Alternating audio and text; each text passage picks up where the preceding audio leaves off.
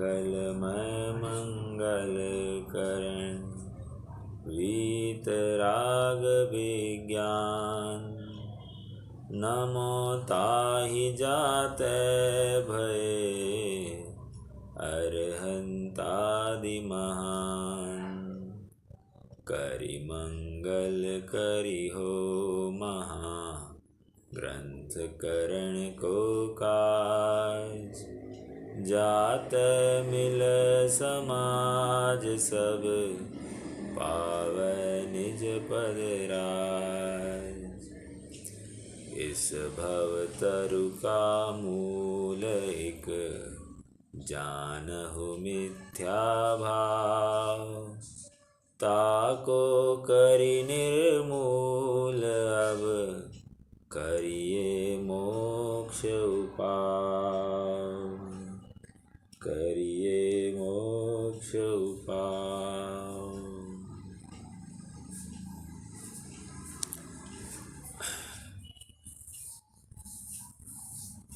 बाबा वाक्यम प्रमाणम वाला यह मत नहीं है। हम जिस जैन धर्म की बात कर रहे हैं, हम जिस जैन धर्म या जैन मत का अनुनय विनय करते हैं या उसके अनुसार हमारा जीवन को व्यतीत करने का यत्न करते हैं, ये परीक्षा प्रधानता को लिए है। और इसलिए कहवत के लिए यहाँ पर कुछ भी नहीं होता है। जहाँ पर भावों की उज्ज्वलता हो, इतना ही नहीं, भावों की उज्ज्वलता के साथ साथ वो क्रिया भी उतनी ही यथार्थ हो, तभी जाकर कार्य होता है। थोड़ा भी क्रिया संबंधी या परिणाम संबंधी या वस्तु स्वरूप के विचार संबंधी हीनादिकता इस जीव के चिंतन में या अभिप्राय में या धारणा में पाया जाए तो यह जीव अपने सम्यक्त्व से चूक जाता है। प्रकरण निश्चयाभासी का, निश्चयाभासी के अवलंबी, केवल निश्चयाभास के अवलंबी जीव की प्रवृत्ति, यह चल रहा है।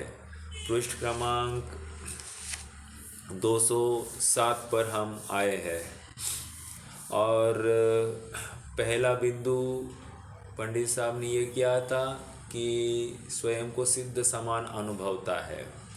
दूसरा बिंदु, मैं शुद्ध हूँ, मैं बुद्ध हूँ, मैं अनुपम हूँ, ऐसा अखंड हूँ, ऐसी चिंतन से स्वयं को दिन भर चेतते रहता है। चेतते रहता है मतलब निरंतर मैं ऐसा ही हूँ, ये ऐसा जानकर उसी में संतुष्ट रहता है। उसका फल क्या? तो उसका फल मंद कषाय है, विकल्प है। देखो, ऐसा मात्र विचार करने से कार्य नहीं होना है, कार्य तो वैसा अनुभव करने से होता है। और अनुभव कब होता है? जब भाव भाषण हो उस शब्द का। जब तक हमको वस्तु का भाव भाषण ही नहीं हो रहा है, शब्द के माध्यम से भी भाव भाषण नहीं हो रहा है, तो काम क्या होगा?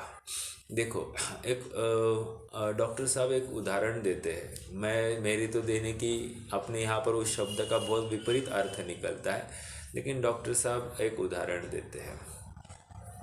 एक बार राजस्थान की बात है, एक बार दो महिलाओं में झगड़ा हुआ। तो एक महिला ने दूसरी महिला को कहा, रांड कही तो तो देखो, बात सुनते ही अपने को हंसने आया। क्यों? क्योंकि शब्द थोड़ा सा घिनौना लगता है, राइट? लेकिन दूसरी महिला ने सुना, मुझे रांड कहती है, तू रांड देखो, ये मेरी बात नहीं, ये कथा मैंने डॉक्टर साहब के प्रवचनों में सुनी। तो डॉक्टर साहब कहते हैं, फिर वो एक तीसरी महिला आ गई और वो पूछ रही, क्यों भाई, तुम क्यों लड़ रही हो? कह रही है, देखो ये मुझे रांड कह रही है। तो उस तीसरी महिला ने कहा, रांड मतलब जिसका पति मर चुका है उसको रांड कहते हैं, इसमें राजस्थान में, तो ये प्रचलन है। अब जो ये समझे नहीं उसको गाली भाषित हो, और जब गाली भाषित होगी तो फिर वो दूसरे को भी यही बोलेगा। कहने की बात ये है कि शब्द का अर्थ नहीं हुआ, मैं तो उस मुद्दे की ओर आ रहा हूँ। शब्द का अर्थ अर्थ या भाव भाषण नहीं हुआ तो हम विपरीत दिशा में उसका अर्थ लेंगे तो हम दूसरी ओर ही खींचे जाएंगे, और यही तकलीफ इस जीव की हो रही है।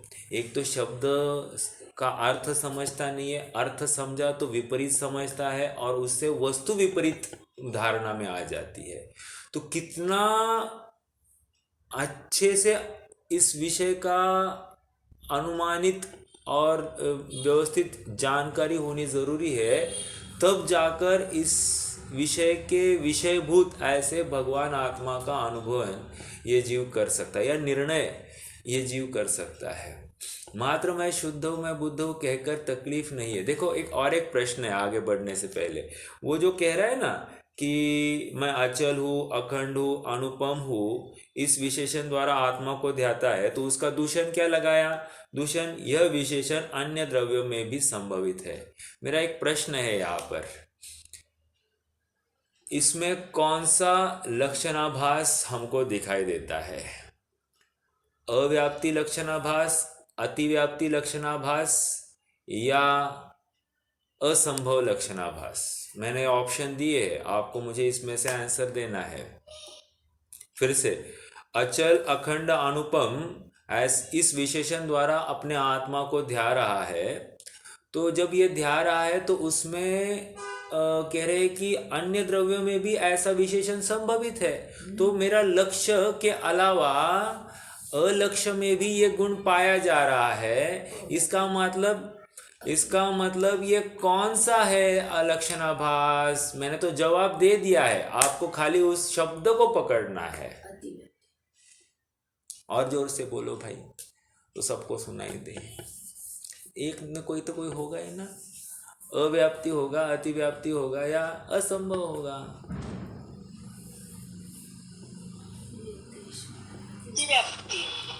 हाँ, अतिव्याप्ति। अतिव्याप्ति क्यों है? क्योंकि लक्ष्य के अलावा अलक्ष्य में, मतलब लक्ष्य के संपूर्ण भागों में तो जा ही रहा है। ओके, मतलब आत्मा ऐसा ही है, आत्मा वैसा नहीं है, ये बात नहीं। लेकिन आत्मा के अलावा अनात्मा जो है वो भी ऐसे ही है।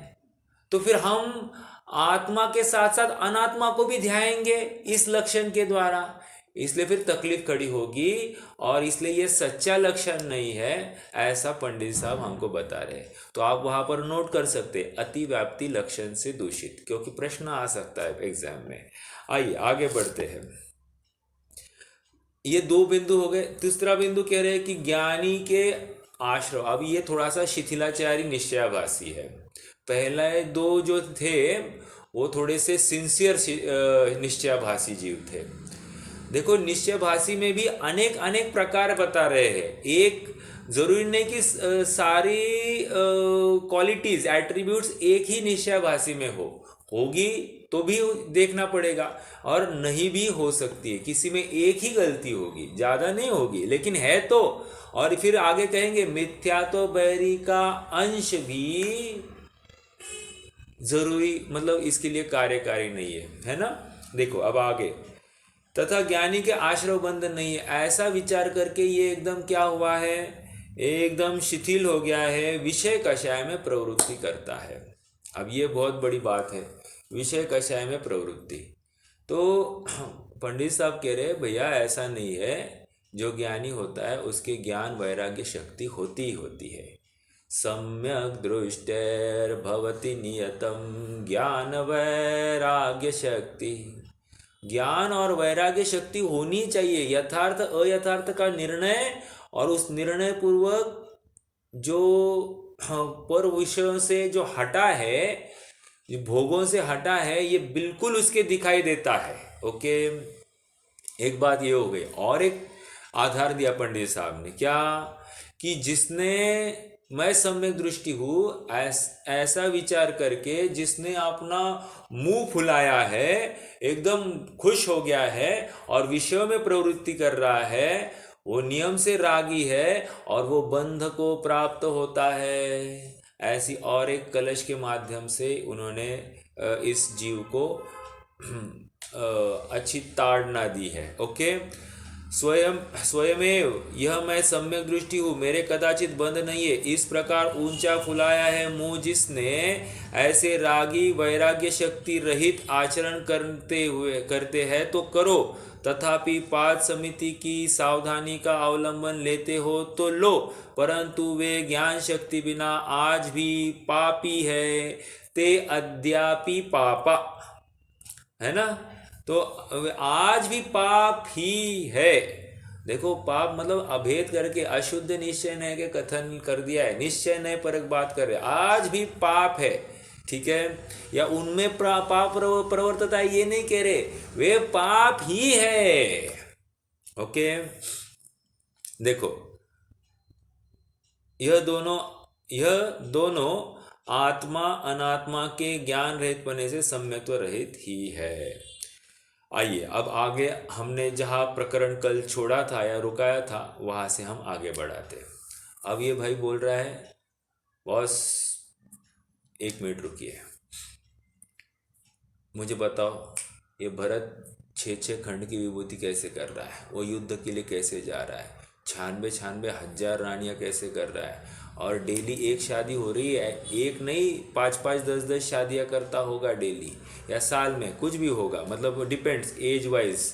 जैसे अभी शांतिनाथ है तो उनकी आयु कितनी है, तो फिर वो कितने कम आयु में 96,000 तो उनको करनी है। और आपको नियम मालूम है ना कि 96,000 तो बरकरार रहती है। ऐसा हो सकता है कि उसके पहले माइनस प्लस क्या बात है, माइनस हो जाए मतलब कोई रानी की आयु खत्म हो सकता है ना ऐसा। तो इसकी 96,000 तो मेंटेन रहेगी मतलब वो रकाना पूर्ति के लिए दूसरी आएगी, ऐसा ही उसका पुण्य रहता ही रहता है। जो इंद्रों में नियम लगाया जाता है ना कि सभी इंद्रानियां 29 नील इंद्रानियां उनका जन्म लेकर वो मनुष्य भव प्राप्त करके मुक्ति को भी प्राप्त हो जाती है, तब भी ये सौधर्म इंद्र वहीं पे पड़ा रहता है। मतलब एक सागर की आयु का हिसाब लगा रहे, एक सागर या 2 सागर, एक सागर की आयु मेरे ख्याल से, या 2 सागर की आयु है। तो जो कुछ है कह रहे 29 नील शची इंद्राणिया उसकी जन्म यहाँ वहाँ से आयु पूर्ण करके मनुष्य भव धारण करके मुनि अवस्था धारण करके वे मुक्त हो जाती है। तो भी ये भैया अभी भी कहाँ है, अभी भी वे स्वर्ग में पड़े हैं। ओके, तो बात क्यों कही, क्योंकि जो शची इंद्राणी वहाँ से निकलती, दूसरी इंद्राणी वहाँ पर जन्म लेगी कि नहीं लेगी, तो जितने उसकी रानियों की संख्या वो बरकरार रहती है। मुझे तो ये कहना है। वैसे ही चक्रवर्ती की भी बात है।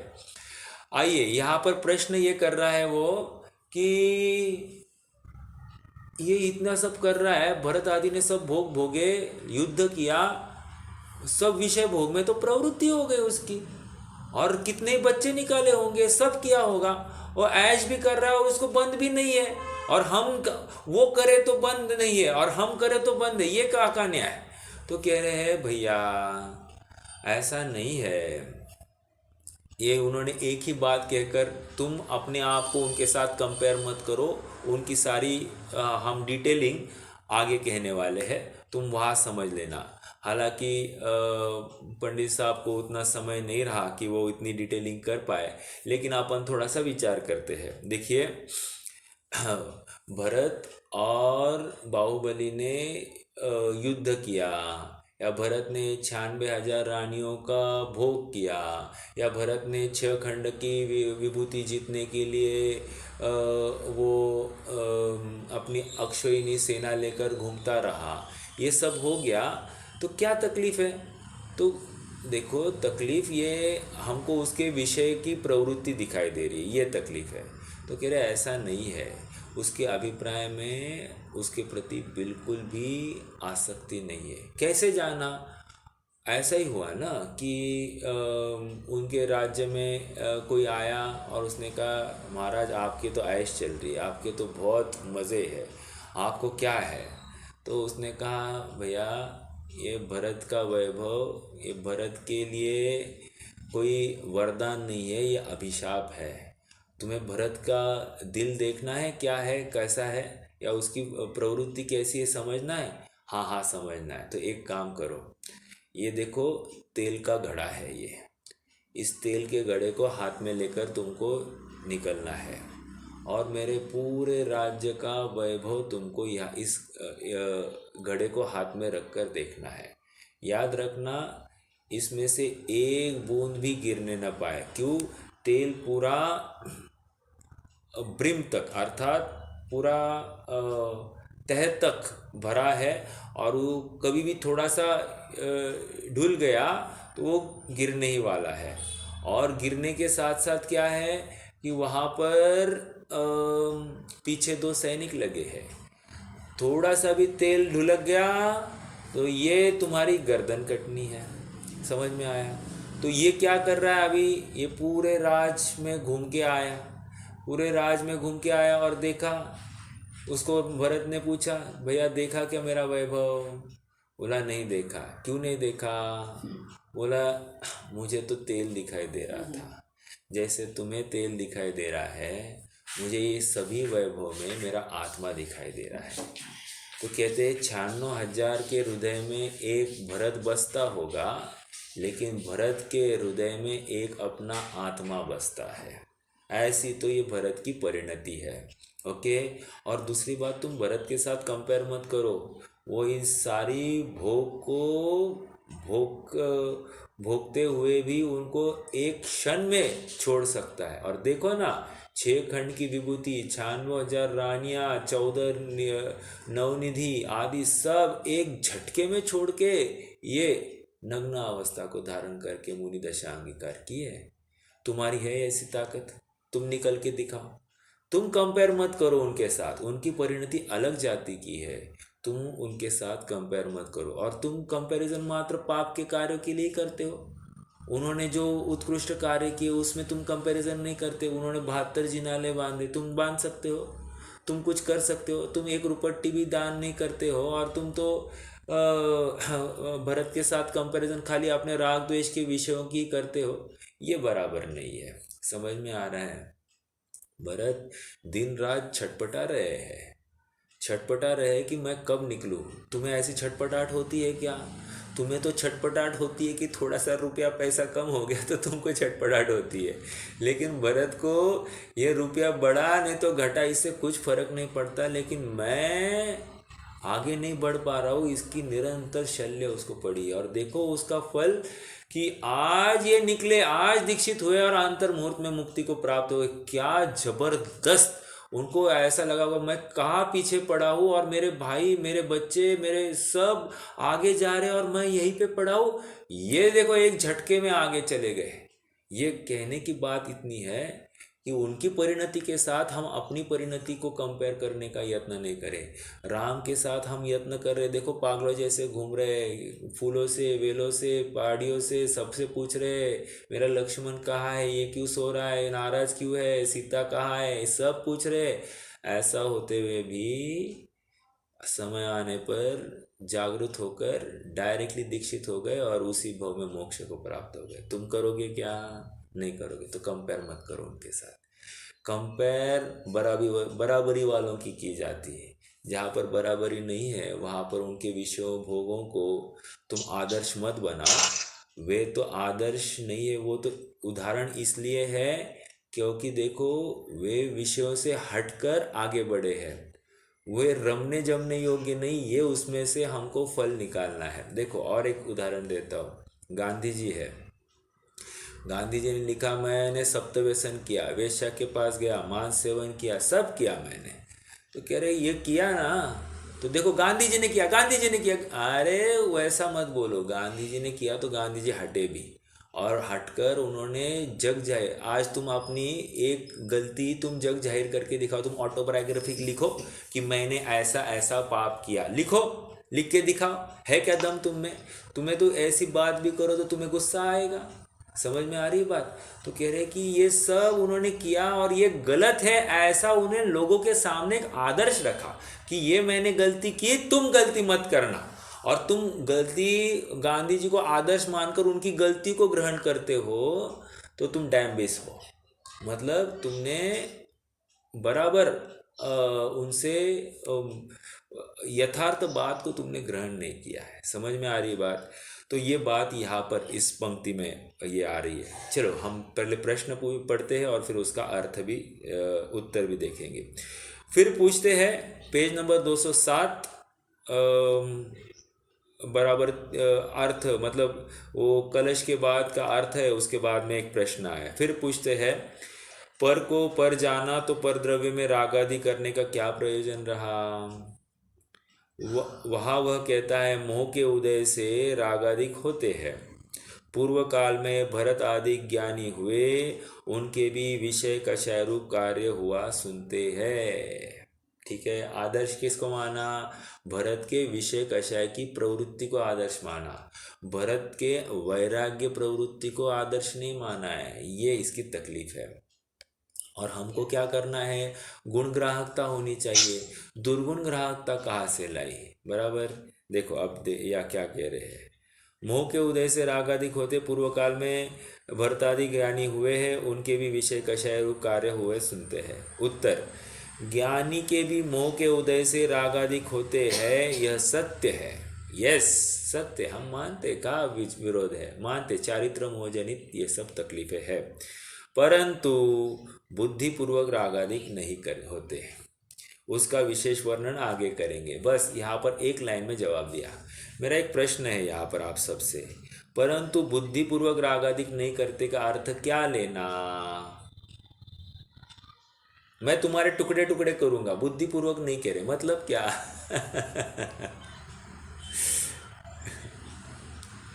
भाई जी उसमें वो रागादिक करते हैं लेकिन उसमें आसक्ति नहीं रहती है। मतलब क्या?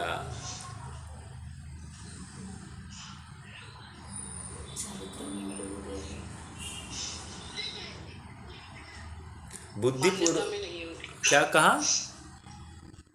मान्यता में उनकी वो नहीं रहता बस, मान्यता मतलब श्रद्धा संबंधी खोट नहीं है, श्रद्धा यथार्थ है। ओके, ये चारित्र मोह जनित विकार है, श्रद्धा संबंधी विकार नहीं है, बस इतना समझना। अब तुम क्या कर रहे हो, ये शंकाकार चारित्र मोह संबंधी विकार और श्रद्धा संबंधी विकार दोनों को एक ही मान रहा है, जबकि दोनों अलग अलग परिणमित हो रहे हैं। ठीक है, ये इसकी गलती हो रही है। वो चारित्र की भूल को श्रद्धा की भूल मान रहा है और ये इसकी तकलीफ है। या चारित्र की भूल कहने की आप चारित्र की कमी ऐसा कहेंगे। ओके, तथा जिसके रागादिक होने का कुछ विषाद नहीं है, बुद्धि का अर्थ क्या हुआ? श्रद्धा की विपरीतता। ओके, देखो ऐसा आता है ना, समय साल में भी आएगा, एकत्व, ममत्व, कर्तृत्व, भोक्तृत्व, बुद्धि। ओके, मतलब एकत्व बुद्धि, ममत्व बुद्धि, एकत्व बुद्धि मतलब यह मैं हूँ, ममत्व बुद्धि मतलब मैं इसका स्वामी हूँ, एक कर्तृत्व बुद्धि मतलब मैं इसका कर्ता हूँ, और भोक्तृत्व बुद्धि मतलब मैं इसका भोक्ता हूँ। तो ये ऐसी जो बुद्धि या श्रद्धा है, उसको यहाँ पर वो कह रहे हैं कि बुद्धि। ठीक है, तथा जिसके रागादिक होने का कुछ विषाद नहीं है। दूसरी बात कह रहे हैं, रागादिक होने का भी विषाद नहीं है। हमको क्या होता है, मान लीजिए हमको 2-5 लाख मिल गए तो क्या होता है, खुशी होती कि नहीं होती? होती है। उनको वैसी नहीं होती है। ठीक है, तो कह रहे हैं कि रागादिक होने का जिनको विषाद नहीं है, उसके नाश का उपाय भी नहीं है, उसको रागादिक बुरे है ऐसा श्रद्धान भी नहीं संभवित होता। समझ में आ रही बात? मतलब आ रही है। देखो श्रद्धान, अंडरलाइन दिस वर्ड श्रद्धान, श्रद्धान ही ऊपर बुद्धि के अर्थ में लिया गया है। तो ये रागादिक हो रहे हैं, इस संबंधी भी खेद बरतना चाहिए। इसलिए टीकाओं में या चरणानुयोग के ग्रंथों में पंचम गुणस्थान वर्ती को एक्सप्लेन करते हुए कहते हैं कि जैसे किसी कोतवाल द्वारा पकड़े गए चोर को गधे पर बिठाकर उसका मुंह काला करके नगर में घुमाया जाता है, तो उस समय वो स्वयं को, वो जो चोर है वो स्वयं को कितना अपराधी जानता होगा, वैसा अपराध बोध ये सम्यक दृष्टि पंचम गुणस्थानवर्ती या चतुर्थ गुणस्थानवर्ती जीव को होता है। समझ में आ रही बात? चोर के द्वारा, सॉरी, कोतवाल के द्वारा पकड़े गए चोर की भांति वो स्वयं को दोषी मान रहा है। आ रही बात? देखो, इसलिए यहाँ पर क्या कहा, ऐसा श्रद्धान भी संभवित नहीं है, और ऐसा श्रद्धान बिना सम्यक दृष्टि कैसे हो सकता है? जीवादि तत्वों का श्रद्धान करने का प्रयोजन तो इतना ही श्रद्धान है। ठीक है, मतलब जीवाजीव का श्रद्धान करना मतलब विषय भोग में सुख बुद्धि का अभाव होना। यदि विषय भोगों में या पर द्रव्य के आश्रय से मुझे सुख होता है या दुख होता है, ऐसी धारणा बनी रहे, या ऐसी बुद्धि या ऐसा श्रद्धान ही बना रहे, तो कह रहे ये योग्य बात नहीं है। ओके। तथा भरत आदि सम्यक दृष्टियों के विषय कषाय की प्रवृत्ति जैसे होती है, वह भी विशेष रूप से आगे कहेंगे। तू उनके उदाहरण से स्वच्छंद होगा तो तुझे तीव्र आश्रव बंध होगा। तुम उनका आदर्श मत लो, अर्थात उन्होंने जो गलतियां की उन गलतियों का तुम आश्रय लेकर अपने अपराध को मत छिपाओ। देखो, एक बच्चे को पकड़ा, उसने तुझे उसको कहा तुम ऐसे क्यों करते हो? सब करते हैं, इसलिए तुमको करना चाहिए, ये कहाँ से आया? समझ में आ रही बात? सब करते हैं, वो भी करता है, तो वो भी करता है, तो वो गलत करता है कि नहीं करता है, तो तुम क्यों गलत करते हो? तो तुम्हें तो सही करना चाहिए ना। तुम्हें ये तो ज्ञात हो रहा है कि ये गलत कर रहा है, ऐसा होते हुए भी तुम भी उसके जैसे ही प्रवृत्ति कर रहे हो, तो तुम गलत कर रहे हो और ये अपराध बोध है। समझ में आ रही बात? आइए,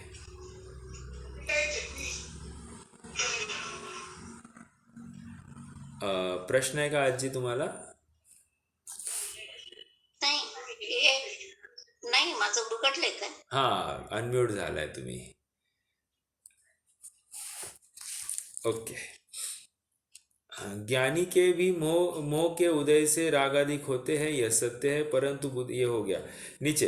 तथा भरतादिक सम्यक दृष्टियों के विषय कषाय की प्रवृत्ति जैसे होती है, वह भी विशेष रूप से आगे कहेंगे। तो उनके उदाहरण से स्वच्छंद होगा तो तुझे तीव्र आश्रव बंध होगा, वही कहा है। अब ये कलश, दो कलश का आधार, 3 कलशों का आधार दे रहे हैं पंडित साहब। देखो, चुन चुन के निकाले हैं एक कैसा कलश है 136 नंबर का, दूसरा 137 नंबर का, अब ये तीसरा जो है समयसार 111 नंबर का कलश है। ओके। मग्नः कर्म नयावलंबन परा, ज्ञानं न जानन्ति यन्, मग्ना ज्ञाननयशिनोऽपि यदति स्वच्छन्दमन्द्योद्यमः, विश्वस्योपरि ते तरन्ति सततं, ज्ञानं भवन्तः स्वयं, ये कुर्वन्ति न कर्म जातु न वशं, यान्ति प्रमादस्य च। फुटनोट में है ये, देखिए क्या कह रहे हैं। ज्ञान नय का अवलोकन करने वाले भी जो स्वच्छंद मंद उद्यमी होते हैं, वे संसार में डूबते हैं। अर्थ देखते, देखो, मग्ना मतलब मग्न है, कर्म नयावलंबन परा, ज्ञानम न जानन्ति यन्, अर्थात जो यथार्थ ज्ञान को जानते नहीं है, ज्ञानम न जानन्ति यन्, अर्थात जो ज्ञान को जानते ही नहीं, ज्ञान को या ज्ञान धारा को। व्हाट इज ज्ञान धारा? ज्ञान धारा एक कैलेंडर है तो वो ज्ञान धारा नहीं लेना। यहाँ पर ज्ञान धारा का अर्थ जब मोक्ष मार्ग किसी जीव का चालू होता है तो उस समय में उसकी दो धाराएं चलती, एक ज्ञान धारा और एक कर्म धारा। ओके, तो ज्ञान धारा ये श्रद्धा की तरफ की बात है, और कर्म धारा जो है वो चारित्र संबंधी बात है, या चारित्र की अपूर्णता को का परिचय कराती है। ठीक है, जब शुभोपयोग होगा तो कर्मधारा चल रही है, अशुभोपयोग होगा तो भी कर्मधारा चल रही है, लेकिन जब शुद्धोपयोग होगा तो उस समय में ज्ञान धारा ही चल रही है। ठीक है, हाँ, तो अन्य समय में शुभोपयोग अशुभोपयोग के समय में ज्ञान धारा है कि नहीं है? है ना, वहाँ पर अबुद्धिपूर्वक ज्ञान धारा निरंतर चलती रहती है। ओके, तो हाँ, दो बातें कही कि मोक्ष मार्ग में अर्थात छद्मस्त अवस्था में ज्ञान धारा और कर्म धारा ये दोनों रहते हैं। जैसे ही केवल ज्ञान हो गया उस समय में कर्म धारा का अभाव होता है, मात्र ज्ञान धारा ही पाई जाती है। ये इतना यहाँ पर विशेष समझना। तो और अज्ञानी के क्या होती है? मात्र कर्म धारा होती है। इतनी बात क्यों आई है? मग्ना कर्म नयावलंबन परा ज्ञानम न जानन्ति अन्य। वो ज्ञान को या ज्ञान धारा को समझ नहीं रहा है ये जीव। ठीक है, मग्ना ज्ञान नयेशिनोपि यदति स्वच्छंद मंदोदमा, मतलब मंद उद्यमी हो गया है। अंतिम शब्द देखो, यदति स्वच्छंद मंद उद्यमा, अर्थात ये मंद उद्यमी हो गया है। ठीक है, कुछ करना नहीं है, इतना मंद, मतलब सब कार्यों से निवृत्त हो गया है, ऐसा ये जीव है। ठीक है, और ज्ञान नय में डूबे है। ज्ञान नय में डूबा है मतलब आई ना बात यहाँ पर, ज्ञान नयेशिनोपि मग्ना, मतलब ज्ञान नय में ही डूब गया है। मैं ज्ञानी हूँ ऐसा विचार करके वो या तो स्वच्छंद होता है या तो मंद कशाई हो जाता है। ठीक है, आगे सेकेंड लाइन, अब ये उसका एंटी। अभी ज्ञानी कैसा होता है? अज्ञानी की बात ऊपर कह दी, अब ज्ञानी कैसे होता है वो नीचे कह रहे। विश्वस्योपरि ते तरन्ति सततम ज्ञानं भवन्तः स्वयं ये कुर्वन्ति न कर्म जातु न वशं यान्ति प्रमादस्य च न जातु वशम, कर्म के वश नहीं होता हुआ प्रमाद आदि भी नहीं करता है। कौन? ये ज्ञानी जीव। और कैसा है उसका ज्ञान? विश्वस्योपरि ते तरन्ति सततम, मतलब ज्ञान उसका इन कषाय राग द्वेष भाव से परे ऊपर तैरता है। ऊपर तैरता है मतलब क्या? उनसे अलिप्त रहता है, उनमें एक में एक नहीं होता, तद्रूप नहीं होता है, ये समझना। ऊपर तैरता है मतलब अपन को क्या विचार करते हैं? एक समुंदर है, समुंदर के ऊपर ऐसा तैर रहा है, ऐसा नहीं समझना। उससे इसका भाव वासन लेना कि उससे स्वयं को अलग अनुभवता है। समझ में आया? ये ज्ञानी की बात। तो यहाँ पर पहली लाइन में इसकी भूल और दूसरी लाइन में ज्ञानी की कैसी परिणति होती है उसका ज्ञान कराया। अब और एक कलश दे रहे हैं, देखिए। और भी वहाँ ज्ञानी न कर्मम न जातु कर्तृमुचितम, देखो क्या है? ज्ञानी न कर्म न जातु कर्तृमुचितम किंचित तथाप्युच्यते मुंक्षे हंत न जातु मे यदि परम दुर्भुक्त एवासि भो बंधः स्यादुपभोगतो यदि न तत्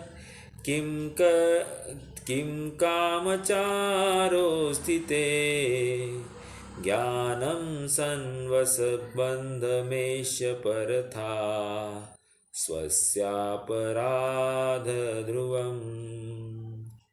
स्वस्य अपराध ध्रुवम, अपने अपराध को वो जानता है, ये मेरा अपराध है। देखो अपराध किसको कहते हैं? देखो अपराध मतलब अपनी जो कोई गलती हो रही है उसको अपराध कह रहे हैं, ठीक है। तो ज्ञानी न कर्म न जातु कर्तृमुचितम किंचित तथा अपि उच्यते। मुंक्षे मुझे भोगना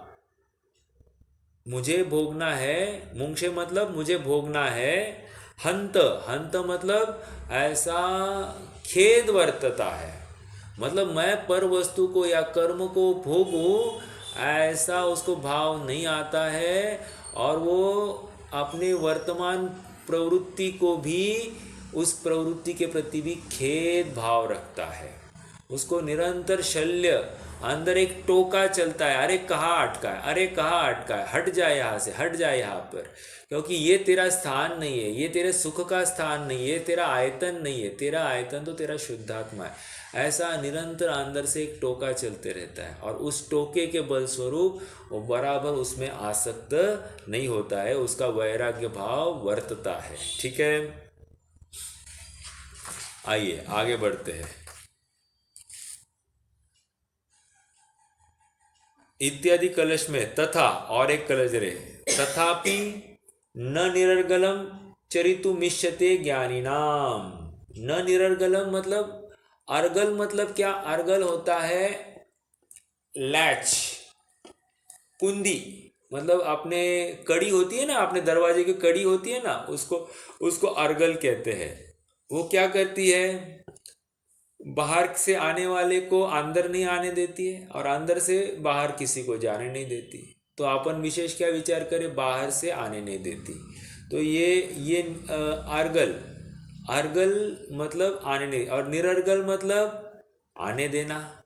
तो कह रहे न निरर्गल, न निरर्गल मतलब ज्ञानी के निरर्गल प्रवृत्ति नहीं होती है, अर्थात विषय भोग रागादि भाव में आसक्ति का परिणाम उस ज्ञानी के नहीं पाया जाता है। ये निरर्गल प्रवृत्ति का अर्थ किया। अर्गल मतलब वो दरवाजे की जो कड़ी होती है उसको हम अर्गल कहते हैं, और निरर्गल मतलब जो कड़ी नहीं है, कड़ी नहीं होगी तो क्या होगा? कुछ भी अंदर आएगा, बराबर। ऐसी ये निरर्गल, निरर्गल प्रवृत्ति ज्ञानी के नहीं पाई जाती है, स्वच्छंदी प्रवृत्ति नहीं पाई जाती है, वह अत्यंत विरक्त ही ये जीव हो सकता है। इत्यादि कलश में स्वच्छंदी होने का निषेध किया है। बिना इच्छा के जो कार्य हो वह कर्म बंध का कारण नहीं है। अभिप्राय से कर्ता होकर करे तो ज्ञाता और ज्ञाता रहे, यह तो बनता नहीं है। अंडरलाइन दिस, अभिप्राय से कर्ता होकर करे और ज्ञाता रहे, यह तो बनता नहीं। मतलब पाप में प्रवृत्ति करा और मैं इसका भोगता नहीं। अब अपन भोजन कर रहे और विचार करें मैं इसका भोगता नहीं हूँ, भोजन मुझे सुखी नहीं कर सकता, ये बोल तो रहा है, मान कहा रहा है? मान नहीं रहा है ना, तो क्यों भोजन करते समय उसको खेद वर्तना चाहिए था ना? कहाँ वर्तता? नहीं वर्तता। मान लीजिए कोई भी कार्य कर रहा है, बोल रहा है, या फिर विषयों में प्रवृत्ति दिखाई दे रही है, ये सब क्या है? इसको खेद वर्तना चाहिए, ये मेरा कार्य नहीं है। बिना इच्छा के जो कार्य हो वह कर्मबंध का कारण नहीं है। अभिप्राय से कर्ता होकर करे तो ज्ञाता रहे, यह तो बनता नहीं है। इत्यादि निरूपण किया है। इसलिए रागादिक को बुरे अहितकारी जानकर उनके नाश के अर्थ उद्यम रखना। क्या कह रहे हैं? रागादिक को बुरे जानकर, रागादिक में वो करना चाहिए, ये मेरा हक है, ऐसी बात नहीं है। वो तो खेद पूर्वक प्रवृत्ति हो गई है, और ये अपराध बोध निरंतर होना चाहिए। तो मेरा प्रश्न है यहाँ पर, ये तो ज्ञानियों का है, अज्ञानियों को क्या करना? अज्ञानियों को क्या करना? मान लो हमको निद्रा आती है, तो निद्रा ये मेरा हक है, हमको कोई उठाए तो हमको गुस्सा भी आ सकता है, तो कह रहे ये हक नहीं है भैया, ये खेद बरतना चाहिए, विषय भोग में प्रवृत्ति ये खेद बरतना चाहिए, ये ऐसा कह रहे हैं। मान लीजिए हम हमारा दिन भर विषयों में, भोगों में, खान पान संबंधी विकल्पों में ही जा रहा है, कह रहे ये अपराध बोध होना चाहिए। हे भगवान, मैं यहाँ से कब हटूँ और कब अपने आत्म स्वरूप का चिंतन करूँ, उसमें लीन हो जाऊँ, इसका विचार निरंतर बरतना चाहिए। समझ में आ रहा है? जब तक ये हमारी परिणति इस स्तर की नहीं होती है, तब तक वैराग्य की कनिका जगी है, ऐसा मानने का कोई अवसर नहीं है। आज भी हमको व्यापार धंधा आदि और उसमें पूरा तन्मय होकर एक समय के लिए अपने पास अध्यात्म के लिए समय नहीं है, तो समझना कि बात ठीक नहीं है।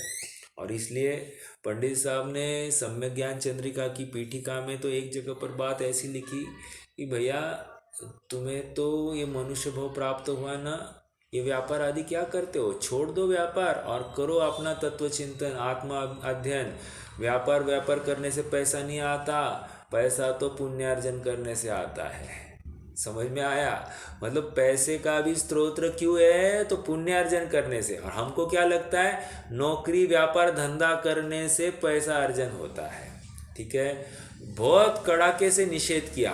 फिर उन्होंने कहा ठीक है, तुम्हें लगता ही है कि तुम्हारा व्यापार के बिना नहीं रहा जा सकता, तो व्यापार में प्रवृत्ति करना, लेकिन अन्याय अनिति से दूर रहना, न्यायपूर्वक करना, जितना आएगा उसमें संतुष्ट रहना, फिर बहुत के लिए के पीछे नहीं लगना। समझ में आ रहा है?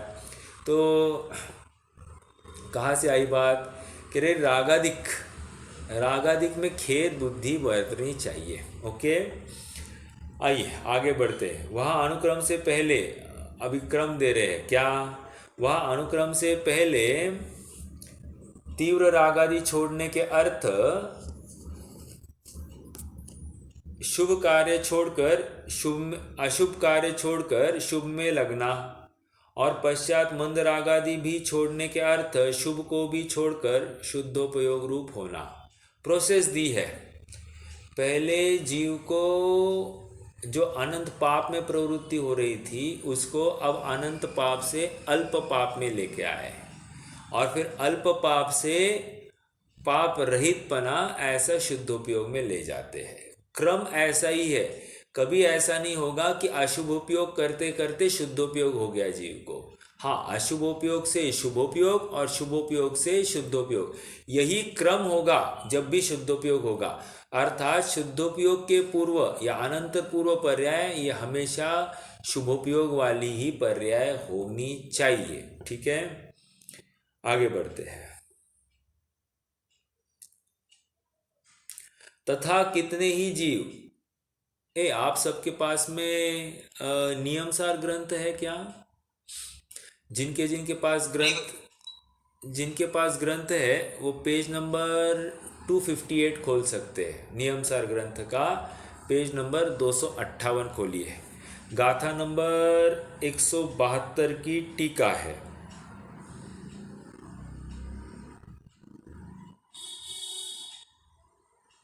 ठीक है, अगर है तो आइए, तब तक अपन पढ़ते। किसमें? नियमसार नहीं, पंचास्ती का है। आई एम वेरी सॉरी, मैंने नियमसार कहा शायद, पंचास्ती का है। पंचास्ती का है संग्रह, पंचास्ती का है संग्रह की गाथा नंबर 172 की टीका। ये थोड़ी सी पढ़नी है। यहाँ से हमको एक आधार मिलेगा कि ये निश्चयाभास का प्रकरण पंडित साहब ने कहाँ से उठाया है, और निश्चयाभास का प्रकरण इस गाथा नंबर 172 पंचास्तिकाय संग्रह के माध्यम से पंडित साहब ने उठाया। निश्चयाभास और व्यवहाराभास का प्रकरण पंचास्तिकाय संग्रह से, और उभयाभास का प्रकरण देवागम स्तोत्र से उठाया है। ठीक है, हाँ। तथा कितने ही जीव अशुभ में क्लेश मानकर व्यापारादि कार्य व स्त्री सेवनादि कार्यों को भी घटाते हैं। Underline this again. क्या कह रहे? अब कषाय मंद करने के लिए क्या करना? व्यापार भी छोड़ दिया। Okay great. क्यों? अभी तक व्यापार में प्रवृत्ति कर रहे थे तो पापाचरण हो रहा था, तो वहाँ से हट गए। ओके वेरी गुड, छोड़ दिया, शाबाश। लेकिन उतना छोड़कर क्या कर रहा है, कुछ नहीं कर रहा, तो फिर काम नहीं चलेगा। तो जिस प्रयोजन से तुमने व्यापार आदि छोड़ा था वो सदा क्या, नहीं सदा। तो इसमें और क्या करेगा, तुझे भ्रम होगा कि मैंने व्यापार आदि छोड़ा मतलब पाप छोड़ दिया और मैं अब क्या कर रहा हूँ, पुण्य कर रहा हूँ। लेकिन पुण्य नहीं भैया, पुण्य हो नहीं रहा है, यहाँ पर भी पाप ही हो रहा है। समझ में आया? देखो पढ़ते हैं यहाँ से। तथा कितने ही जीव अशुभ में क्लेश मानकर व्यापार आदि कार्य व स्त्री सेवन आदि कार्यों को भी घटाते हैं। व्यापार आदि कार्य मतलब जहाँ धनार्जन करना है, लोक व्यवहार की जितने भी कार्य होते हैं, आना जाना, समूह में आना जाना आदि, या फिर उनके कार्यक्रम में जाना आना, ये जितनी भी बातें ये व्यापार आदि में ले लेना, ठीक है। और दूसरा क्या कह रहे हैं, स्त्री सेवन आदि कार्यों को भी घटाते। स्त्री सेवन आदि कार्य मतलब यहाँ पर ये कह रहे हैं मतलब अपनी स्त्री से भी ये विरक्त हो जाता है। स्त्री सेवन आदि मतलब और लगा देना, भोजन संबंधी विकल्प होंगे या पुत्र संबंधी विकल्प होंगे, ये सब को अब वो जीरो कर देता है, उनमें वो ज़्यादा उलझाता नहीं अपने उपयोग को। तो स्त्री सेवन आदि कार्यों को भी घटाते हैं। किसका प्रकरण चल रहा है, निश्चयाभास का प्रकरण चल रहा है, ओके। तथा शुभ को हे जानकर शास्त्राभ्यास आदि कार्य नहीं प्रवर्तते। और क्या है, शुभ भाव करना को हे कहा है, वो शुभ भाव मतलब विष कुंभ है, इसलिए शुभ भाव तो करना नहीं चाहिए। समय सार को पढ़ के ये खड़ा हो गया है, ठीक है। इसलिए शुभ भाव को हे मानकर उसमें प्रवृत्ति नहीं करता है। तो अब हुआ क्या, व्यापार आदि छोड़ दिया, स्त्री सेवन आदि छोड़ दिया, शुभ भाव अर्थात शास्त्र अभ्यास आदि सब कार्यों से वो परावृत्त हो गया है। तो अब शुभ भाव हो ही नहीं रहा है। तो प्रश्न ये किया, तुम्हारा अभी तो शुद्धोपयोग है नहीं, शुभ भाव तुम करते नहीं हो, और तुम कहते हो कि मेरा अशुभ उपयोग नहीं है, तो कौन सा उपयोग चल रहा है तुम्हारा? लॉजिकली विचार करें तो शुद्ध भाव नहीं है, शुभ भाव नहीं है, तो तीसरा ही बचता है, अशुभ उपयोग ही है। अशुभ भाव में ही तुम्हारा दिन व्यतीत होता है, और तुम मानते हो कि मेरा शुभ भाव या शुद्ध भाव में ही मेरा जीवन जाता है। मैं ज्ञानी हूँ, ज्ञानी के लिए कुछ भी बंध का कारण नहीं है। समझ में आया? हाँ, देखिए बढ़ते हैं यहाँ पर।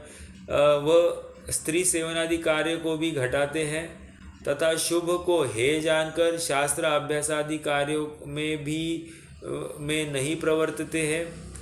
वीतराग भाव रूप शुद्धोपयोग को प्राप्त हुए नहीं है, इसलिए वे जीव अर्थ काम धर्म मोक्ष रूप पुरुषार्थ से रहित होते हुए आलसी निरुद्यमी होते हैं।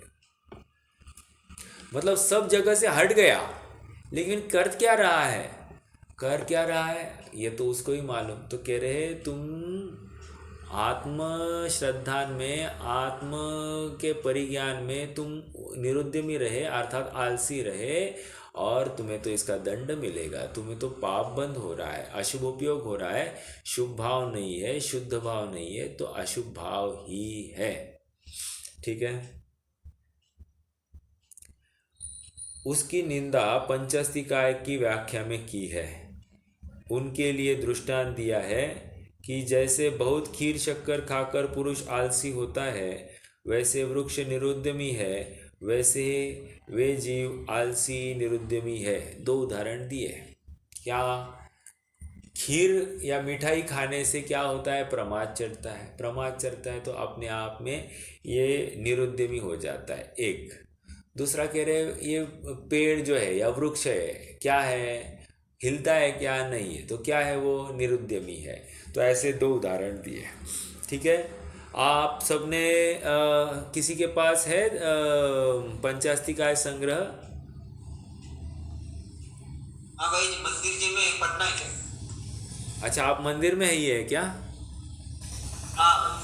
अच्छा, तो पेज नंबर 258 है। आप अगर रेफरेंस के लिए चाहते हो तो आप निकालिए अपने रेफरेंस के लिए, मेरे पास तो है ही, मैं यहाँ से पढ़ता हूँ, ठीक है। देखिए ये इसलिए पढ़ रहा हूँ क्योंकि प्रकरण कहाँ से आया है ये भी हमको ज्ञान चाहिए। और पंडित साहब ने अपनी मनगढ़ंत कल्पना से कुछ बोला नहीं है, कहीं ना कहीं उसके पीछे एक शास्त्र आधार है। और शास्त्र आधार क्या है ये हम यहाँ से देखेंगे। तो देखिए अपने आप में कितनी बड़ी विषय वस्तु वो अपने ज्ञान में रखे हुए थे, इसका भी हमको परिज्ञान होता है। पंचस्तिकाय में निश्चयाभास के अवलंबी जीव का प्रकरण और उसका खंडन करने के लिए समय सार के कलशों का आधार, कितनी बड़ी बात है। आप थोड़ा सा विचार कीजिए, मतलब अभ्यास की गहराई का अगर हमको अवलोकन करना है तो ये यहाँ पर है, पेज नंबर 258। देखिए, अब केवल निश्चयालंबी अज्ञानी जीवों का प्रवर्तन और उसका फल कहा जाता है। अब ये जो प्रकरण है पेज नंबर 206 पर प्रकरण पढ़िए, मोक्षमार्ग प्रकाशक में केवल निश्चयाभास के अवलंबी जीव की प्रवृत्ति। यहाँ का हेडिंग देखिए, अब केवल निश्चयालंबी अज्ञानी जीव के प्रवर्तन और उसका फल कहा जाता है। तो आप नोटिस कर रहे होंगे कि जो परवर्ती विद्वान है उन्होंने बराबर पंचस्तिकाय के ही हेडिंग यहाँ पर दिया है। समझ में आ रही बात? एक बात तो ये हो गई। अब देखिए, अब जो केवल निश्चयावलंबी है, सकल क्रिया कर्मकांड के आडंबर में विरक्त बुद्धि वाले वर्तते हुए आँखों को अधमुंदा रखकर कुछ भी स्वबुद्धि से अवलोक कर यथा सुख रहते हैं। यथा सुख रहते हैं मतलब बस जहाँ पड़े हैं ना वहाँ ठीक है, चल रहा है एकदम आनंद में। क्यों आनंद में क्यों है? क्योंकि कोई भी आकुलता नहीं है ना सांसारिक आकुलता है ना कुछ है, बस ऐसे ही पड़े रहते। तो कह रहे यथा सुख रहते हैं, अर्थात स्वमति कल्पना से कुछ भी भास की कल्पना करके इच्छानुसार जैसा सुख उत्पन्न हो वैसे रहते हैं। इतनी बात है। यहाँ 2-3 शब्दों का अर्थ करना है मुझे। मैं पहले वो शब्दों का अर्थ करूँ और फिर अपन मोक्षमार्ग प्रकाशक में भी इसके सिमिलर कुछ प्रकरण यहाँ पर लिखे हैं क्या वो भी ढूंढने की कोशिश करेंगे। देखिए, अब जो केवल निश्चयावलंबी है, सकल क्रियाकांड के आडंबर में विरक्त बुद्धि वाले वर्तते हैं। सकल क्रियाकांड के आडंबर में विरक्त बुद्धि वाले, इसका क्या अर्थ है? सकल क्रियाकांड, उस संबंधी आडंबर और उससे विरक्त, मतलब ये निश्चयाभासी है। आडंबर का अर्थ क्या लेना? सकल क्रियाकांड का आडंबर का अर्थ क्या लेना?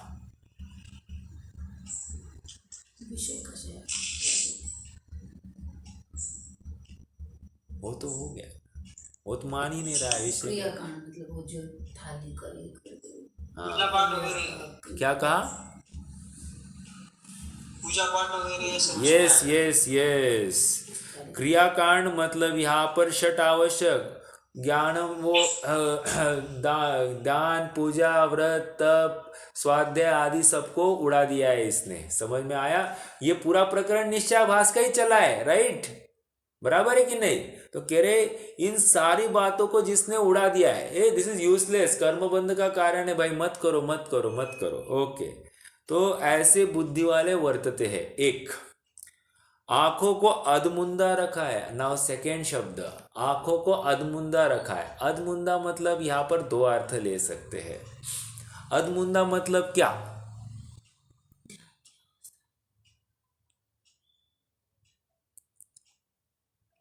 नासाग्र। हाँ, एक तो अर्थ ये हो गया नासाग्र, मतलब आंखें ही ऐसी वो नासाग्र जैसी कर लेता है, मतलब आंखें की मुद्रा। ये तो एक स्थूल अर्थ हो गया, लेकिन इसका लॉजिकल अर्थ क्या निकलेगा? लॉजिकल अर्थ, ये तो शब्दशः अर्थ दिखाई दे रहा है अधमुंदा, लेकिन लॉजिकल अर्थ क्या निकलेगा? पता रहते हुए उसको इग्नोर करना है सर। इग्नोर नहीं, आप थोड़ा सा और खोलिए विषय को। ऐसे समझना नहीं चाहता है क्या है वो, ऐसे ठीक से हर बात को अपेक्षा नहीं लगा रहा है। इतना कह रहे हैं यहाँ पर। और कोई जानबूझकर भाई, और कोई ट्राई करना चाह रहा है? जानबूझ के नहीं, जानबूझ के नहीं। ये तो जान कोई भी क्रिया होती है तो वो बुद्धिपूर्वक ही होगी, तो जानबूझ के। लेकिन समझना नहीं चाहता, ये बात नहीं है। जो समझा है ना वो ऐसे ही समझा है, और अभी इसमें कोई चेंज नहीं करना। ये इस प्रकार की बुद्धि कर ली है इसने। ओके, तो यहाँ पर कह रहे हैं कि जो मतलब व्यवहार की क्रिया है, ये जो क्रियाकांड है ना, उसको उसने नेगेट किया है, मतलब उसको उड़ा दिया है। और निश्चयालंबी मतलब निश्चय परक जो कोई बातें हैं उसका उसने परिज्ञान किया है। तो अधमुंदा मतलब क्या? व्यवहार को उड़ा देना, अर्थात आदि बंद कर दी है। और निश्चय को उसने रखा है, अर्थात आदि आंखें खुली है। नासाग्र कह रहे हैं ना, तो नासाग्र क्या होती है? आदि बंद और आदि खुली है आंखें। तो आदि बंद है मतलब व्यवहार को उड़ा दिया है, इसलिए आदि बंद। और आदि खुली है अर्थात निश्चय का विषय खुला रखा है। ये इसने यहाँ पर इतना अर्थ लिया जा सकता है। ओके, आ रही है बात? फासिस्ट बोल सकते क्या? हाँ, फासिस्ट फासिस्ट फैसिस्ट नहीं है ये। फैसिस्ट क्यों कहेंगे इसको? फैसिस्ट इज अ आइडियोलॉजी, वो दूसरी बात है। यहाँ पर तो इतना कह रहे हैं कि एक पर्टिकुलर विषय को ही उसने वो किसी के ऊपर डोमिनेट नहीं कर रहा है, वो तो अपने आत्म कल्याण के लिए ही विचार करके ऐसी प्रवृत्ति कर रहा है। वो किसी दूसरे के ऊपर अपने विचार को लाद भी नहीं रहा है।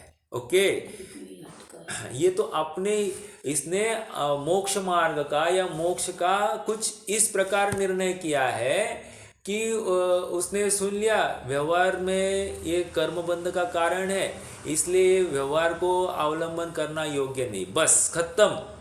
अब उसने आगे व्यवहार को उड़ा ही दिया। व्यवहार पक्ष हो सकता है, या फिर हमने पहले कलशों में देखा कि ज्ञान धारा, किसी ज्ञान धारा और कर्म धारा, ऐसी दो धाराएं मोक्ष मार्ग में चल सकती है। सराग सम्यक तो भी हो सकता है, ऐसा वो निर्णय ही नहीं कर पा रहा है। उसको लगता है सम्यक तो हो तो वितराग ही होना चाहिए, सराग भी हो सकता है, ऐसा उसको निर्णय ही नहीं हो रहा है। और इसलिए विद्वानों ने एक मत से कहा है, सबसे मुश्किल यदि समझने योग्य अगर कोई गुणस्थान है तो चौथा पांचवा गुणस्थान बहुत मुश्किल है समझना, क्योंकि वहाँ पर अज्ञानी की कहो और इनकी प्रवृत्ति लगभग एक सी ही दिखाई देती है। जगत की रीति और इनकी विचारधारा कहो, उनकी क्रिया एकदम सिमिलर दिखाई देती है, इसलिए वो पकड़ में नहीं आती है। चलिए, अधमुंदा रखकर ये दूसरा बिंदु की चर्चा की। कुछ भी स्वबुद्धि से अवलोक कर यथा सुख रहते हैं। अब स्वबुद्धि से अवलोक कर मतलब क्या? ऐसी कोई कल्पना करता है और उसमें ही वो सुख मानता है। जैसे थोड़ा सा अपन ये विचार करें, अपने को लगता है कि एग्जाम्पल, मुझे लगता है कि मैं रोहित भैया से डेली एक बार बात करूं तो मुझे बहुत आनंद आता है, तो बस मैं कुछ भी करके रोहित भैया से एक बार बात करता हूं। तो क्या है, मैंने इस पर्टिकुलर क्रिया में आनंद मान रखा है।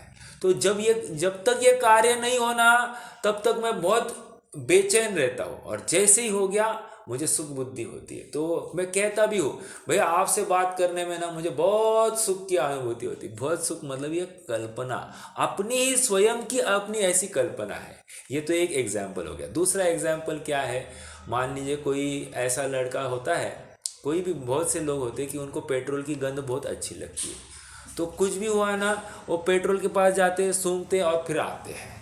बस वो सूंघ लिया ना, एकदम रिफ्रेश हो जाते हैं, मतलब वो बेचैनी हट जाती है। जैसे ड्रग एडिक्ट्स क्या करते हैं, वो ड्रग को सूंघे बिना उनको एकदम छटपटाहट होती है, तो ये उसमें सुख बुद्धि मानते हैं। ओके, अपनी ही कल्पना से सुख बुद्धि मानते हैं। हर जगह पर ये समझना, जहाँ जहाँ ऐसी प्रवृत्ति दिखाई देती उसमें सुख बुद्धि। देखो और बताओ आपको, जैसे ना किसी को ना मात्र हाथ धोने का ही ना इतना ज्वर चढ़ जाता है, कुछ भी हो गया हाथ धो के आता है, कुछ भी हुआ हाथ धो के आता है। ये क्या है, ये उसमें सुख बुद्धि मान रखी है उसने, ये करूंगा तो ही शुद्धि होगी, नहीं तो नहीं होगा, या इससे और कुछ हो जाएगा, ऐसा उसको भ्रम पड़ जाता है। ये फोबिया जैसी बात है। ओके, और थोड़ा सा बोलूँ आपको, ये भी एक घटना है ना, ये घटना बोल रहा हूँ, ये सच्ची घटना है।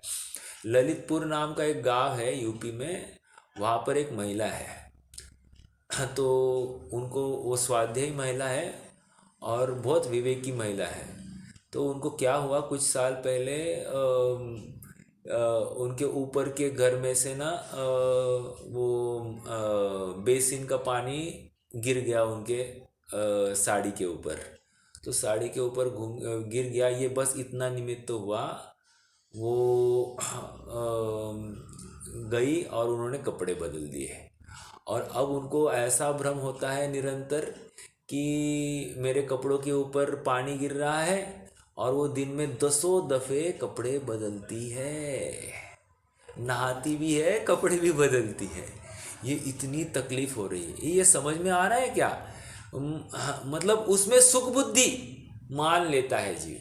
हालांकि इसको तो अपन रोग कहेंगे, कोई ना कोई एक मानसिक बीमारी है, ये असंतुलन हो गया है, लेकिन अपने को तो अपने प्रकरण के साथ में घटित करना है। तो कह रहे इसमें सुख बुद्धि मानता है कि ये क्रिया करने में मेरी शुद्धि बनी रहेगी, और वो सुख मानता है उस क्रिया में। ओके, किसी को मात्र गाने सुनने में सुख आता है, गाने नहीं सुनता है तो बिल्कुल छटपटा जाता है। तो ये सुख बुद्धि कहीं कहीं किसने किसने कैसी मानी है, ये हो सकता है। तो कह रहे स्वबुद्धि से अवलोक कर यथा सुख रहते हैं। अब देखिए इस पॉइंट का विस्तार पेज नंबर 209 मोक्ष मार्ग प्रकाशक में है। पेज नंबर 209 मैंने ये जो अभी पॉइंट पढ़ा और उसका अभी अपन ने जो चर्चा की, उसका विस्तार पेज नंबर 209 पर है। आप पेज नंबर 209 का पहले पैराग्राफ पर आप नोट लिखिए, पंचास्तिकाय संग्रह पेज नंबर 258। ओके, उसके ऊपर आप नोट लिख लीजिए। ये रेफरेंस उस कौन से पॉइंट को, स्वबुद्धि से अवलोक कर, इस पॉइंट को पकड़ के ये पूरा पैराग्राफ लिखा गया है। देखो अब मैं पढ़ता हूं, आप सभी मेरे साथ पढ़िए। मोक्ष मार्ग प्रकाशक पेज नंबर 209 पहला पैराग्राफ। अपन फिर से पीछे आएंगे, लेकिन जैसा यहाँ पर पंचास्तिकाय में है उसके अनुसार अपन आगे पीछे कर रहे हैं। देखिए, अथवा जैसे कोई स्वप्न में अपने को राजा मानकर सुखी हो, अंडरलाइन दिस स्वप्न में स्वयं को राजा मानकर सुखी हुआ है। आहा, मैं राजा हूँ, है ना। श्मश्रु नवनीत क्या कर रहा था, वो भी सब कुछ संसार ही उसने खड़ा कर दिया था एक स्वप्न में, तो और आनंद मान रहा था, बराबर। तो जैसे कोई स्वप्न में अपने को राजा मानकर सुखी हुआ हो। देखो मैं आपको मेरी बात बताता हूँ। मुझे जब छोटा था ना, मुझे क्रिकेट का ज्वर बहुत था, और कुछ करना है ऐसा बहुत लगता था। और कुछ करने के नाम पर क्या है कि मैं कल्पना में बहुत रमता था। कल्पना में मतलब फिर क्या करना, अकेला ही मैं खेलता रहता था, अकेला ही बैटिंग करने का एक्शन करना, अकेले ही रनिंग बिटवीन द विकेट्स करना, अकेले ही 4-6 मारना, टारगेट सेट करना और टीम को जिता दिया और मैं कैसा ग्रेट हुआ, ऐसे सब बातें कल्पना में, और उसमें सुख मानना। देखो ये मेरी बात कर रहा हूँ, वेरी वेरी प्रैक्टिकल। हाँ, मतलब कहाँ जीव अटका है, ये मैं आपको मतलब मेरी स्वयं की परिणति का आपको ज्ञान करा रहा हूं। तो ऐसी सब में हो सकती है। ये क्या है, जितने व्यक्ति उतनी सब विचारधाराएं हो सकती है। तो जिसको जिस चीज का ज्वर, वो कल्पना में ये चीज धारण करता ही करता है। मुझे तो ये समझाना है। ओके, कल्पना में ऐसा ही, जैसे अभी मैं विचार करूं, मैं कल्पना में करोड़ों रुपए कमा लूंगा ऐसा, और उसमें सुख मानता हूं, होती है ऐसी बात, उसमें कोई विरोध नहीं। तो विरोध नहीं इन द सेंस ये निश्चयाभास, वो कल्पना में कैसा इसका नुकसान होता है इसको ज्ञान नहीं हो रहा, वास्तविकता का भान नहीं है, इसका वो परिचायक है। अथवा कोई स्वप्न में अपने को राजा मानकर सुखी हो, उसी प्रकार अपने को भ्रम से सिद्ध समान शुद्ध मानकर स्वयं ही आनंदित हुआ है।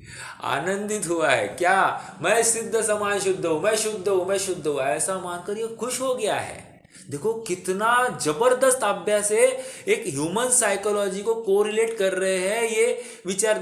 मतलब क्या है, उसने मात्र गे बदला है, चिंतन का गे बदला है, लेकिन उस गे के आश्रित जो भगवान आत्मा है उसका आश्रय कहाँ किया है, उसने मात्र विकल्प को बदला है। जैसे हम कोई बहुत बार ऐसा भी कहा जाता है, यदि तुम नमोकार मंत्र कहते हो तो भाव भाषण यदि नहीं हो रहा है तो किसी ने गाली दी और किसी ने नमोकार मंत्र किया, दोनों का एक ही फल है, कुछ फर्क नहीं, कोई लाभ होने वाला नहीं है। ये ऐसी बात है क्योंकि उसमें भ्रम धारण कर लिया है, इसने गाली देने में भी सुख मानता है और कोई नमोकार मंत्र कहने में सुख मान रहा है, तो उसने भ्रम से ही माना है ना, बस ये बदला है तुमने, बाकी कुछ नहीं किया है। ओके, वैसे यहाँ पर कह रहे कोई मैं सिद्ध समान हूं, मैं शुद्ध हूं, मैं बुद्ध हूं, ऐसी विचार करने में ये सुख की कल्पना कर रहा है।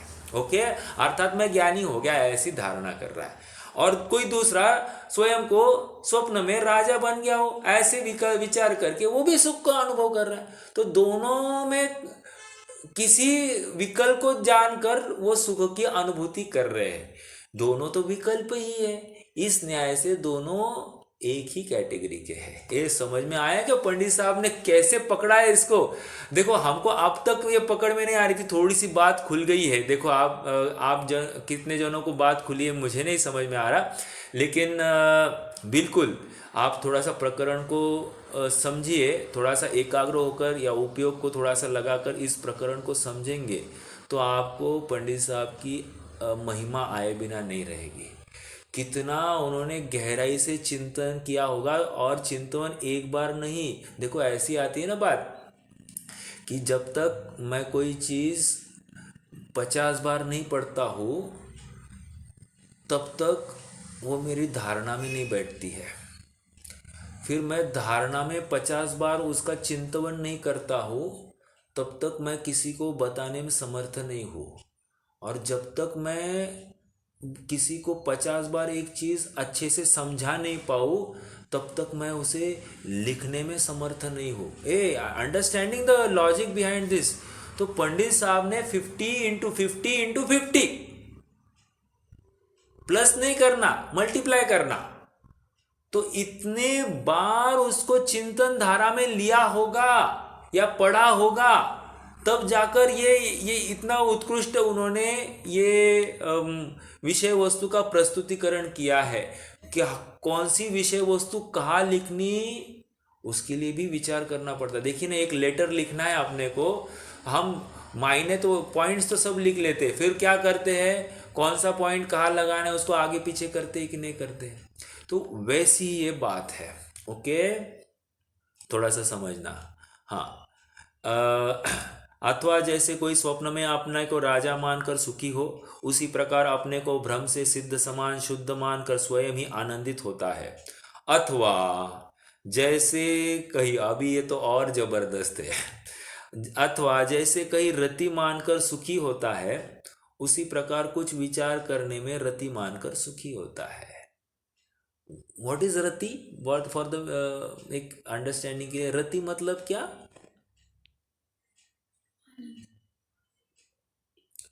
रति मतलब क्या? रति और अरति क्या है?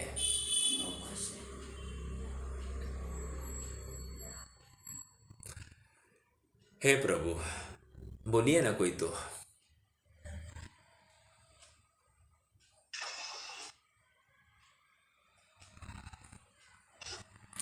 अरे रति ये अपने आप, हाँ कषाय है, नो कषाय है। कषाय। हाँ बस नो कषाय है। रति बोले तो आनंदित मानना, हाँ किसी चीज में आनंदित मानना। हाँ बस, तो ये अपने आप में कषाय है कह रहे। तो क्या कह रहे, देखो अब फिर से पढ़ता हूँ। अथवा जैसे कहीं रति मानकर सुखी होता है, उसी प्रकार कुछ विचार करने में रति मानकर सुखी होता है और उसे अनुभव जनित आनंद कहता है। एवरीबडी, जहाँ जहाँ ध्यान के शिविर लग रहे हैं और वहाँ वहाँ वे सुख की कल्पना या सुख की अनुभूति हुई ऐसा दावा कर रहे हैं। What is this? This is this. समझ में What is that? That is this. मतलब वे किसी कल्पना में रति कर रहे हैं और उस रति में उनको अनुभव जनित आनंद हुआ है, ऐसी धारणा कर रहे हैं। भ्रम है। समय सार की 93-94वीं गाथा, उसकी टीका में एक ध्यानाविष्ट है और एक भूताविष्ट है। भूताविष्ट का क्या है, नहीं, ध्यानाविष्ट का क्या है मालूम है? ध्यानाविष्ट का क्या प्रकरण है? सेम यही प्रकरण है। उसने कल्पना में ये मान लिया है कि मैं भैंसा हूँ और भैंसे जैसे मेरे बड़े बड़े सींग हैं और मेरे सींग इतने बड़े कि वे आकाश को छू गए हैं। अब वो आकाश को छूने से अब मैं हिलाऊंगा तो सींग टूट जाएंगे, इसलिए मुझे हिलना नहीं है। समझ में आया? ये प्रकरण वहाँ पर है। 93-94 गाथा की टीका का प्रकरण है वो। बात सेम है, वो कल्पना में ही सब कर बैठा है। वही बात अब यहाँ पर कह रहे कि थोड़ी सी क्रिया में ये स्वयं को बहुत मैं सुखी हूँ या मुझे अनुभव हुआ है, ऐसी कल्पना कर बैठा है और रति मान रहा है इसको। ठीक है, देखो फिर से पढ़ता हूँ। उसे अनुभव जनित आनंद कहता है, तथा जैसे कहीं अरति मानकर उदास होता है, उसी प्रकार, underline this, very very important, उसी प्रकार व्यापारादिक पुत्रादिक को खेद का कारण जानकर उनसे उदास रहता है और वैराग्य मानता है। मतलब ये सब स्वार्थ के है भीरी, ऐसा कहकर ये पुत्र ये सब अपने को ठगने वाले हैं, ठगों की टोली है, ऐसा विचार करके क्या कर रहा है? उनसे द्वेष कर रहा है और मानता है कि मुझे वैराग्य हो गया है। समझ में आया? रति के विषय में अनुभव हुआ मानता है और अरति के विषय में वैराग्य हुआ मान रहा है। तो रति और अरति अपने आप में कषाय है और ये भ्रम से मान रहा है कि मेरी ज्ञान और वैराग्य शक्ति प्रकट हो गई है। ये समझ में आया क्या आपको?